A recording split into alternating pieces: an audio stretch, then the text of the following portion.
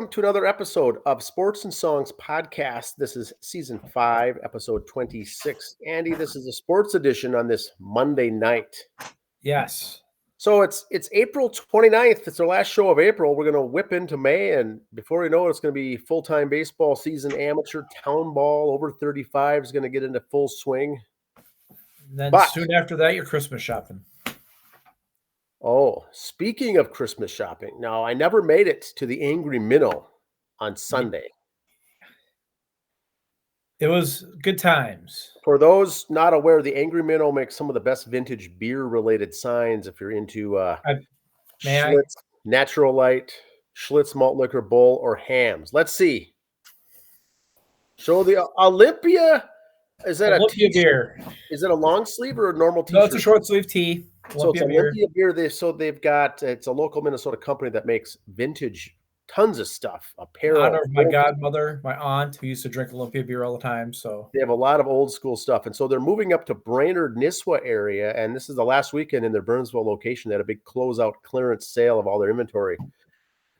I'm sure good times were had by all. So we've got a lot of sports. We've got the NFL draft, baseball, NBA, NHL hockey, basketball portal stuff. We got trivia.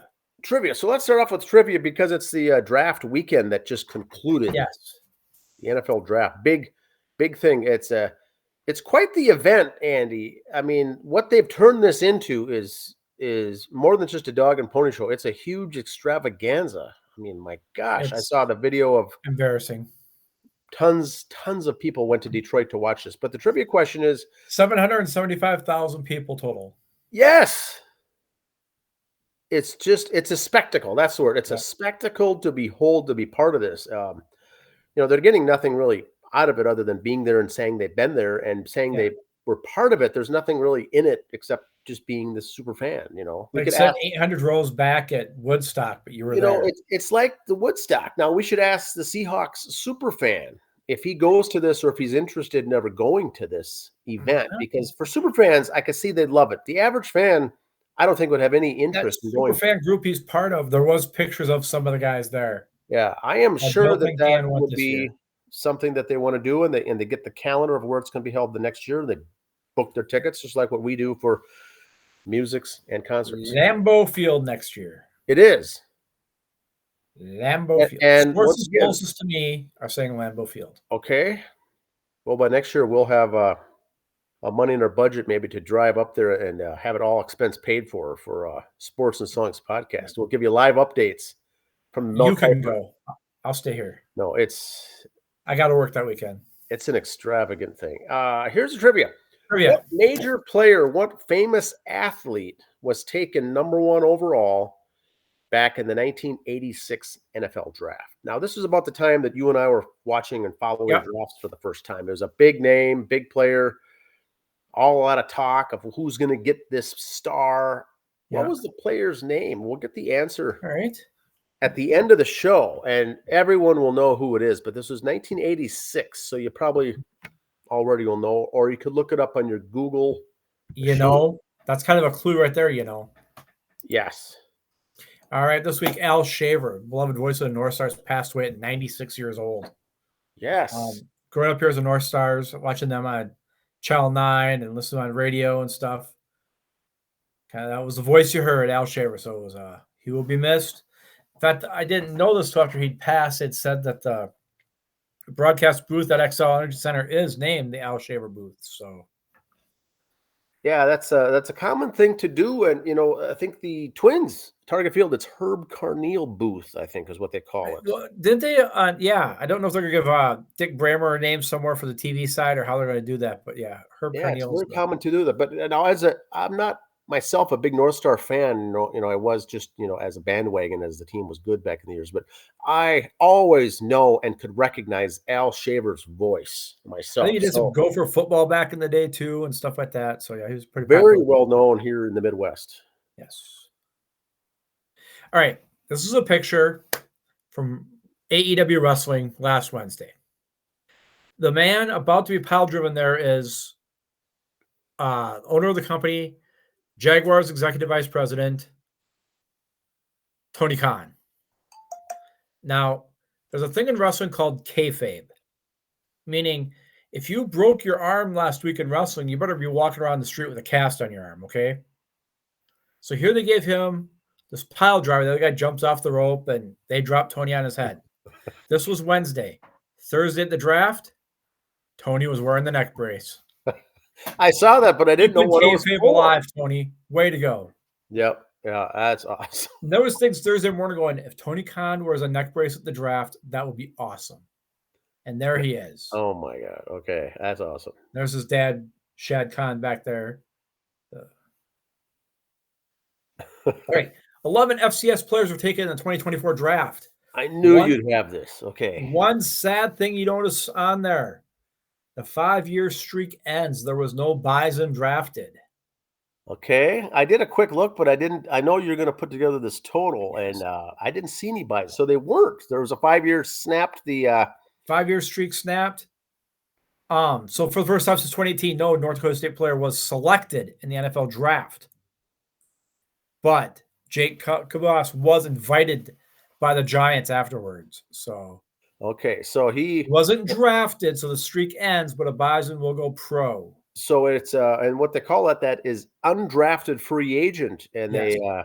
the players the players are out there basically first come first serve. Teams can Yep. snap them up if they're part of that pool that didn't get selected. They can do it. So he will be going to the training camp. Okay. And not one Colorado Buffalo player was drafted. Okay, moment of silence is over for that. Okay. So I know the scoop. I'm starting to watch this documentary. Did they have any seniors even? Yeah, it goes, but still, no players were drafted yet. Everyone's going to be coach. I even said I liked Coach Prime as a coach. Yep. Just get the stupid microphone out of his face and just let him coach. The man knows the game. What I think he did was when he came in, he took over, and this could also be a soapbox. He took over the team and basically kept the players and handpicked the players that he wanted on the team, and basically told them. Oh yeah, he had DJs playing in the locker room, and it was all a big party and everything else. I think it was freshmen and sophomores and juniors that he kept. Is what I'm guessing, and the others all jumped into the portal or left or went to play somewhere else. So there may not have been many. There probably was some seniors, but probably not many to pick from to be. So that stat doesn't surprise me that much. It's just the fact that it was so weird of a program that last year with Colorado. So here we go. All right. I'm taking notes. This episode of the Soapbox is brought to you by the NCAA. Okay. These clowns coming out of college think they're better than everybody else. They're stupid quotes. This moron out of Texas it's a downgrade. The Kansas City Chiefs locker room is a downgrade to what they had in Texas. You know what? I'd cut his ass right there. Yeah. Now, I'll let you finish. It gets better. This moron here, bring your popcorn. I make people in wheelchairs stand up. Oh, Dude, you haven't laced one up yet. Shut up. It gets better. This joker, this Caleb Williams. Oh, I saw this. Yes. Oh, we don't punt much here. That first set when they go 3 and out and punt, you're going to see so he'll cheer. And he said other stupid things too. But the most stupid has to go to a local boy, J.J. McCarthy, when asked the biggest difference between him and Kirk Cousins. He wears gold chains. I wear championship rings. Oh, ouch. Dude, you haven't laced it up yet. Shut up. So, therefore, I want all these guys to fail. I want them to fail so bad it's not even funny. I get it. You want to be cocky and pompous, but, we don't need a punter. I wear championship rings. Blah, blah, blah. Shut up. Lace them up and get out there and do it.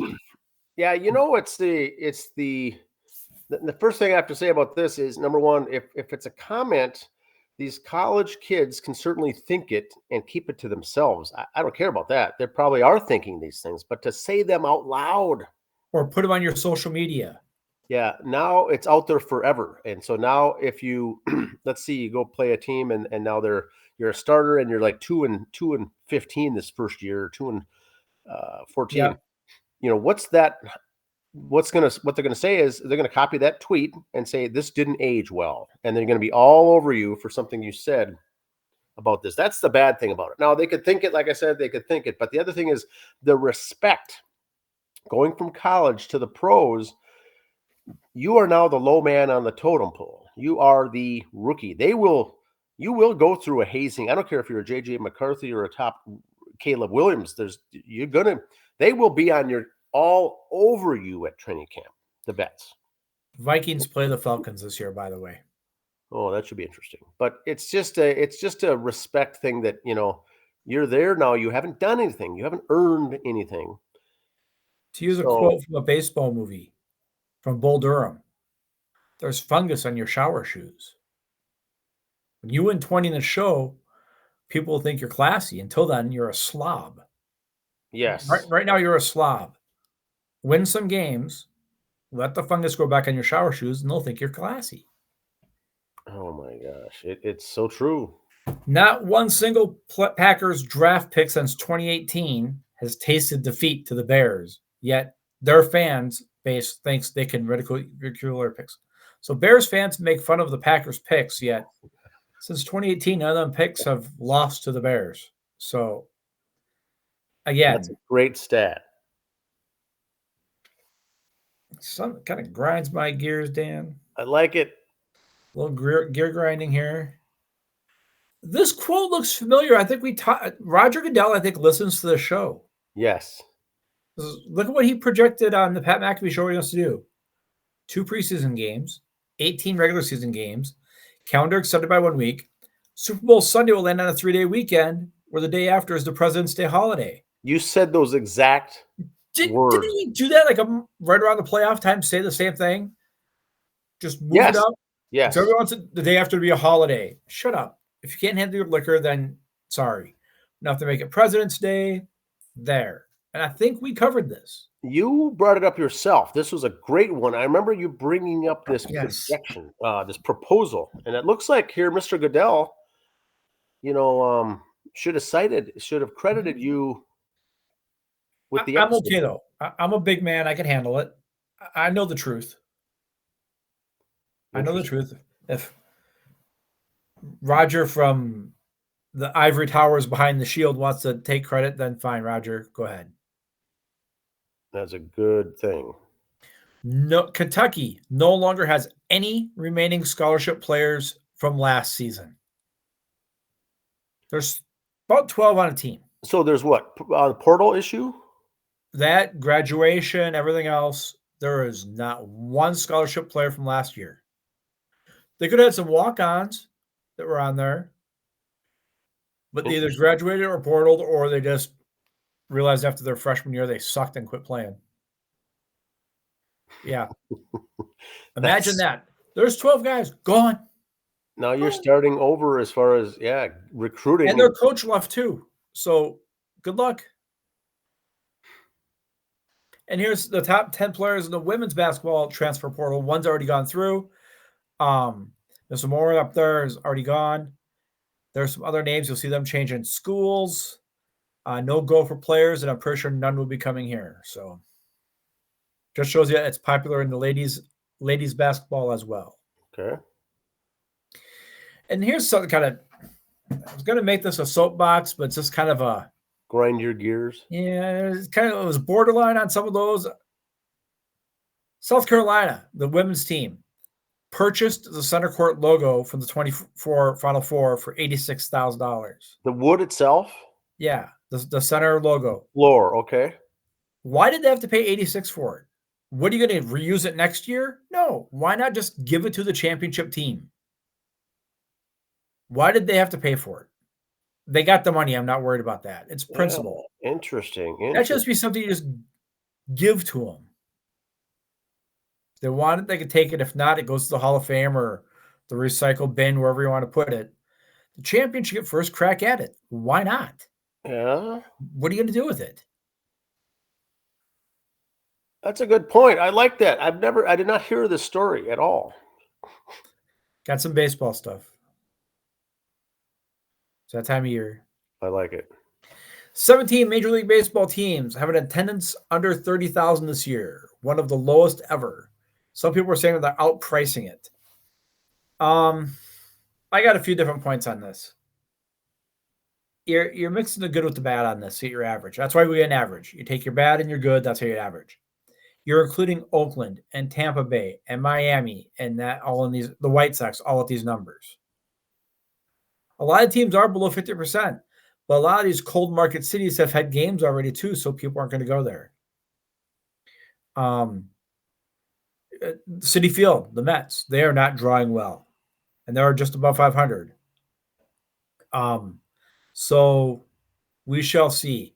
I really think a lot of people are saying cut back the games, cut back the number of games. I was never a fan of that. Now that they're adding more playoffs, I'm listening to that argument a little more. Yep. Start the season a couple weeks later, cut back the number of games because you're going to November right now anyway. So I'm becoming more of a fan of the less games, but all right, here we go. April 26th. It was this week in 1931 at Griffith Stadium, which is where the Senators played, which are now the Twins. So it's kind of a local thing. A walk to Larry was followed by a Lou Gehrig home run. A smash would clear the fence, but bounce back into the hands of the Senators' center fielder, Harry Rice. The base runner, Larry, thinks the ball has been caught on the fly for the third out and returns to the dugout without crossing home plate. Gehrig, running, has his head down, is ruled out for passing the runner in front of him, costing the Yankees a possible victory. They did lose by 2 runs. And in 1931 home run crown, he tied Babe Ruth with 46 and was 2 RBIs short of a record-setting 184 for the season. I did not know this. So if that guy the runner ahead of him was paying attention, or the coaching staff, third base coach said, get your butt back out there. So there you go. Interesting stat. Another stat, Vinny Castilla of the Colorado Rockies in 1996 had 40 home runs, 113 RBIs, and hit 304. In 97, Vinny Castilla had 40 home runs, 113 RBIs, hit 304. I didn't know this either. Exactly the same? Exactly. All What three was his name? Chris, the guy for the Baltimore Orioles hit, 218 or whatever for 3 years in a row or something stupid like that. Chris Davis? Yes. Okay, it was this play here. Eric Judge break up that play by putting his big paw up there. This big oven mitt. Now, the umps admitted later they should have called that for interference. Okay, first of all, he's really not down. The guy's I'm going to be cynical here. He's 10 feet tall. So he's got a paw for a hand. And he's got the big oven mitt on there. Okay, look at the hand hitting the ground. Isn't that the one you want the oven mitt on to save and protect? So he's wearing it to try to bat balls down. So do we ban the oven mitt now? Because I thought that was protect your fingers when you slid. Look at the way he's sliding. He doesn't have an oven mitt on that other hand scraping the ground, does he? Aaron Judge is not sliding head first to save his life. So why does he have the oven mitt on that hand? To do exactly what he's doing right there. Yeah, and he said that. He goes, I've always slid with that left hand up. Yeah, which, sure, fine. So it means you've been trying to cheat since you were 7. Great. Happy for you. Get rid of the oven mitt. Because if they're going to allow that, then let him slide in late like they used to. Because that's basically what he's doing. He's trying to break up a double play, which is what the runner should do. So let him slide in late. Let him slide 4 feet away from the bag like they did back in the 80s. The wingspan is just so huge, and the oven mitt is just so huge. I mean, the throw's not down. Look at the guy's throw. He's a pretty tall kid, too. And he's going late in, hand up, basically cheating. The Mets. Interesting. Time to talk about the Mets. Just a second here. I got to check something on the local boys here. My local boys, I should say. Because they were doing poorly and officially waiting for my phone to load up here. Yep, they lost to the Cubs tonight. They were 1-1 going into the 9th. Edwin Diaz blew it. So the Mets are back at 500. But Pete Alonso had number 200. 4th fastest in history of baseball to get there. So his other names, Ryan Howard, who you didn't hear much of after he hit number 200. Mm-hmm. As mentioned before, Aaron Judge, who just cheats. Ralph Kiner, one of the pure home run hitters of the day, who from his rookie year on led the league in home runs forever. One of the best quotes. You ever find some of his quotes when he announced for the Mets? Oh my God. Ralph Kiner is the one who said, for Father's Day, and to all you fathers out there, happy birthday. That was Ralph Kiner. Then there's Alonso at 710 at bats or games. Then Juan Gonzalez, who was nothing afterwards. And then Harmon down at the bottom there with Albert Bell. Or Joey, as some people called him at the end, Joey Bell. But Alonso's off to a good pace there. So good congrats to the polar bear. The polar bear, yes. And now with that, he has 200 as a Met, which makes him fourth all-time while wearing a Mets uniform. Straw had 252 with a Met. David Wright, 242. Mike Piazza had 220 as a Met. Yes, Okay. I know Piazza and Straw had more than that in their career, but as Mets, that's how many they had. Okay, interesting. 20 more. I feel pretty confident that Alonso will pass him this year. Sure. 42 more for Wright. I would like to see that, but that's just the fan in me. But next year, for sure, he'll pass both of those guys. Yep. If he's still a Met. Correct. Mets are eyeing Zach Greinke to sign him. So, veteran playoff experience. Still got a little oof in the arm. And also, Corbin Burns, the Mets are eyeing him too. So, to add to their pitching staff. But they should be calling up Christian Scott pretty soon. His last stat, 6 1/3, 1 hit, 2 earned, a walk, and 8 Ks. Retired the last 18 batters. He has 34 strikeouts compared to only 4 walks in 20 2/3 innings. Nice. So you'll see that name come up pretty soon. I was doing some other research here on the computer in the offices. Excellent. Utah, Salt Lake City, some of the names they want to come up with. And the guys who threw this up at submitted by y'all, hockey, whatever, did this. I was looking at it and I'm going, wait a minute, number 7, the Utah Moose. And I looked at that logo and I blew it up. It's the old Minnesota Moose logo for our International Hockey League team. Oh, yes. And you blow it up, it is the Minnesota Moose one. So and they say we don't know what we're talking about. This clown just threw any old picture up there. The Mountaineers, that's the West Virginia Mountaineers logo. The Coyotes, that's the Arizona Coyote logo, which they just came from. He's got up there, Okay. So he just copied other people's stuff. The Stingers, that's a baseball logo. I'm pretty sure he's got sitting there, an old hockey one. He stole from somebody else. So he's got the Minnesota Moose logo up there. So no, I don't want to be the Moose. I already don't like this team. Yep. Thinking they could take our name. So these aren't proposed names, or they can't use the logos, but they're the proposed names. And they're going to let the people vote on it. So then when they vote on it, then they'll have to come up with a logo. Yes. So these are just kind of placeholders of what it could or potentially could look like, but they're all currently used, right? Okay. The Utah Yetis, the Salt Lake Stingers, the Utah Blizzard, Salt Lake Skyhawks, Salt Lake Golden Eagles, Salt Lake Stags, Utah Moose, Utah Mountaineers, Utah Coyotes, and the Salt Lake Soakers. So, whatever. Tried to steal our logo. Interesting. Shame on you. What do the Toronto Maple Leafs have in common with college students? They both end their year in April.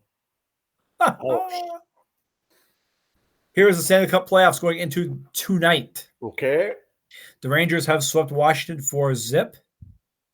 Everybody else is at 3-1 except for Vegas Knights and Dallas are only at 2-1. So this should be pretty quick and easy. We'll be moving on to the second round pretty soon. Winners here are going to be in the Elite 8. Yes. So there's your hockey talk. One birthday I want to bring up, sports-wise. Today would have been the 73rd birthday for Dale Earnhardt Sr. Okay, yes, I did see this. One of the best 73rd. mustaches in sports or just in life. One of the best mustaches ever. Well done. More NASCAR stuff. In fact, before I get this, I heard one quote today talking about the Kentucky Derby coming up soon. Yes. Someone referred to the Kentucky Derby as Amish NASCAR. That is awesome. That's great. All right. Denny Hamlin was your winner yesterday. So here we go. Here's the standings right now. Got Kyle Larson leads with points. He's 1. Truex Jr. 2. There's my boy Chase Elliott at 3. Denny moves up 2 spots to 4. William Byron dropped a couple to 6. There's some of the guys there. We go through 20 because the top 16 make it. You need to have a win to get in. Christopher Bell and Daniel Suarez, you see there at 17, 18. They would be bumped up to make it because they have wins, which means Bubba and Brad would be dropped out. There's a win and you're in. And here's the schedule coming up for May. Kansas Speedway this weekend. The Goodyear 400 at Darlington after that. There's 2 good tracks right there. Then they got the NASCAR All-Star Race that weekend on the 19th. That's fun to watch. The points don't count, but it's kind of fun. They're still going all out because there's big dollars there, and that's a good chance to get some stuff done. And then the Coca-Cola 600. That's Memorial Day weekend there. There is a couple guys. I think Kyle Larson's one of them who's going to race the 600 that night and the Daytona 500 that day. Okay. So it's 1,100 miles in one day. You think driving to Duluth in one day is a bitch. It's been done, but it's rare, right? Yeah, it's been done by a few guys. Not many have finished it, and that's because of crashes, not because they endurance-wise couldn't take it. Yeah. The ones who haven't finished is because they had car trouble or they were in a crash or something like that. Some more sports notes here I wrote down. Charles Barkley. I love Barkley's quotes. Charles Barkley, who does NBA stuff, was an NBA guy. NCAA basketball guy says, I'm watching hockey and I'm not going to lie. Those NBA games are boring as hell. Testify, Charles. Testify. Then this gal had her sign up at a Boston game. I broke my hip and I still cried less than LeBron. Oh, I did not see this. That is perfect. Awesome. That is the best. And another best one. Scottie Pippen guys had her corn rolls and he looks like the old Skins logo. That one, I saw that you posted that on our Facebook and that got quite a few likes and comments. They look good comments. That was funny. I mean, you have to do a double take. Just the way Scotty's aged, his nose, his jawline. Oh, the picture is just you can't help it. Just Scotty. I got one more thing. Just one more thing before I go. To date, Natalie Ryan has taken over $60,000 from female competitors in disc golf. Please contact the Disc Golf Pro Tour and Professional Disc Golf Association and let them know that it's not only okay for that. It's not okay with this. They already know majority of female professional disc golfers are not okay with this because Natalie Ryan's a dude. Was ranked number 3,892 among men. All of a sudden says he's a woman, ranked number 12. So even disc golf, it's affecting it. And that shows you the difference in rankings from going from men to women for one person. Yep. So just shame on you. Shame. Everybody knows your name. That's what I got, man. Yeah, interesting stuff. Once again, now we're in a disc golf and there's cheating. We're not mincing words. It's cheating. Yep. Volleyball, swimming, obviously with the Riley Gaines stuff. Women's volleyball, women's basketball colleges are having issues with it, with men wanting to go, I guess I could be a girl now so I can get a championship. Kind of JJ McCarthy, I get rings, whatever. Yeah, it's a different thing. It's a different. Town ball has started up, but lots of rainouts here locally this weekend. Most we are circling May 18th on our calendar. in the next 10 days, the town ball teams will all be, going strong. Over 35. I made a post today for the Federal League that'll be going into high gear here this weekend as well. For that, that's big in Minnesota. The NBA playoffs, the Wolves won. They swept the Suns. They'll be back now in the next round. Did you see the fact that everybody locally is all excited about that with Wolves?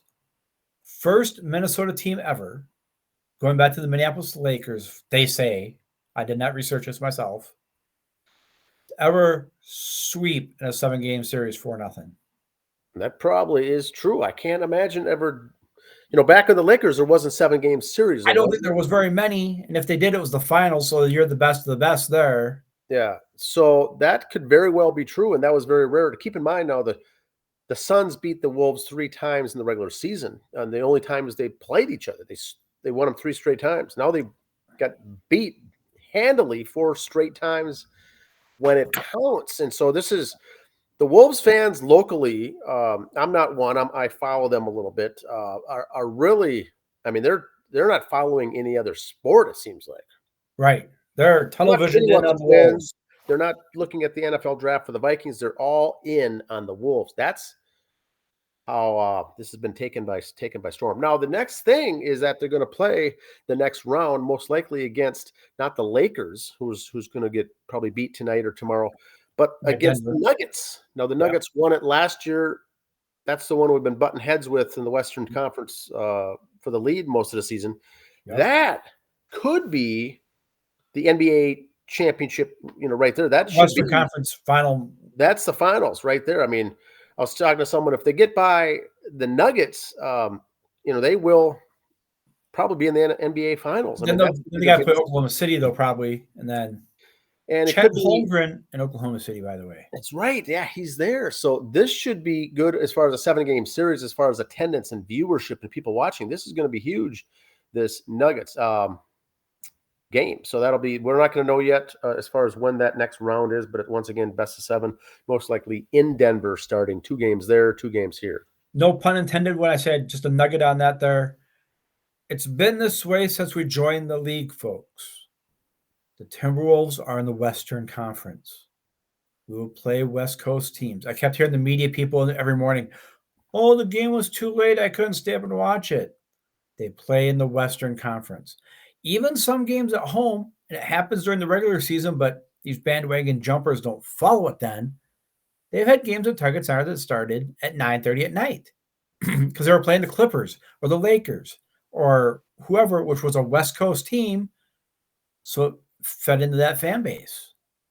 So that's the way here on out, the rest of the playoffs is all Western. So yes, get used to it. Whoever we play, that's how it's going to be. It's going to be West Coast. So take a nap, take a big coffee the next morning. It is what it is. DVR it, whatever you need to do. It's going to be late. Now it's not the West Coast fault. That's a 7 o'clock game, 7:30 game there.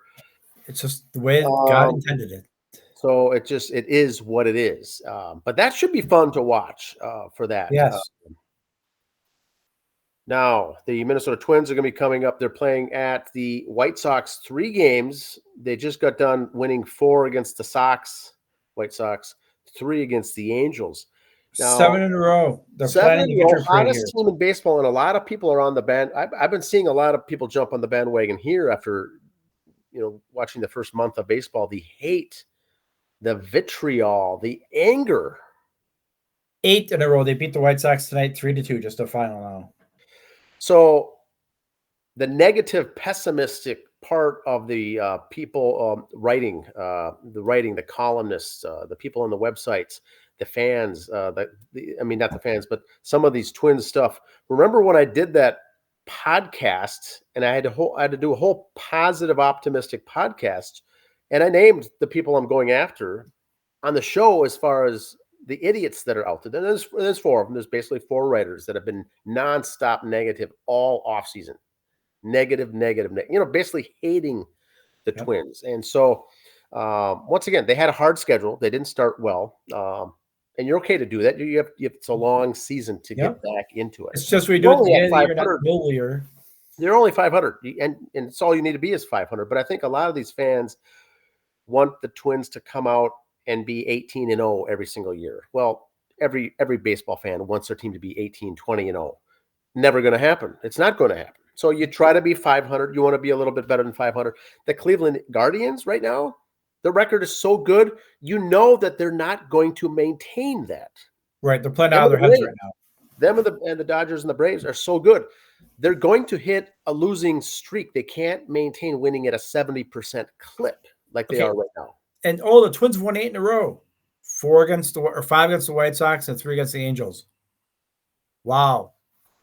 But what they're getting, even though it's against the teams that you should be beating and they're beating them up, is now you need to win these games. And the problem is you have to make up for the past sins. You dug yourself in such a hole now. Now your 8-game winning streak really doesn't mean anything because, like you and I have always said, you still need to play 500 ball and then put together a 10-game winning streak during the season. This doesn't really count, this 8-game winning streak. You're already in a hole. So you need to do it again. You got to replicate it sometime now if you're going to be deep in the postseason. The thing here, interesting, and you'll like this, Andy, the team set, the rosters, the chemistry is all just working. Now you get Carlos Correa back. Yep. The team has now got to move someone down. 2 pitchers are coming back this week. 2 relievers coming. Royce Lewis isn't far behind coming back. So now you've got 2 relievers who you got the chemistry working just right. And baseball chemistry is a big thing. Now you got to send 2 guys down in the pitching, 2 bullpen guys down because they're getting the 2 guys back.